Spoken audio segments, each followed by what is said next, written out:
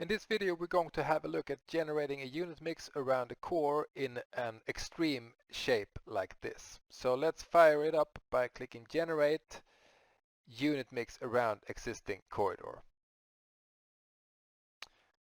And right off the bat you can see that I have some presets of 28, 58, 91 square meter units, and that is what the algorithm tries to optimize for.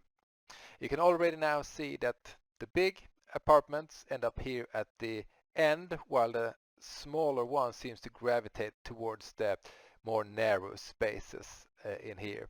And that depends on what setting you start off with, of course, but in my case I've set constraints here for dual aspect to 70 square meters, which means that the larger apartment will end up here at the ends where it has most potential for dual aspect. Okay, one thing that you have to make sure is that the space types is set to corridor here in the middle. That is how you make sure that Finch knows where to enter the apartment, so you don't go from the stairwells into to the units and so on. Okay, already now I think the results are coming along great, but before we let it run too long, I'm going to actually change the sizes and try something else. So I'm going to make the smaller ones a little bit smaller and the bigger ones a little bit bigger. And now you can see that you get a little bit of a different configuration. The bigger ones is of course bigger. It matched the 120 square meters that I just added here in the unit mix. And now it's even more clear that the really small ones gravitate towards the more narrow parts here of the building. And I'm actually already now quite happy with my results. I think it's close enough for my unit mix. My sizes are very accurate, 58, 58, 20 and so on.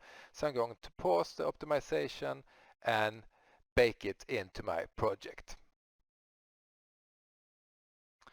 And as always, now I can continue editing it manually in Finch if there are minor things like this little nook over here, for example. It might, I mean, they are 120 exact as I asked for, but me as a designer might take the decision to just say, oh, okay, let's align with this wall here.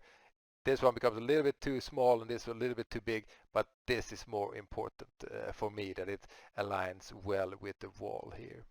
Besides that, I'm very happy with the results. I mean, very precise sizes in a extreme building like this. It is very hard to hit those exact sizes without any help. And even if you want to do it manually here, you also get a lot of help from Finch, just informing you how big the different units are. Okay, so that's it, generating units around the core in a complex shape like this.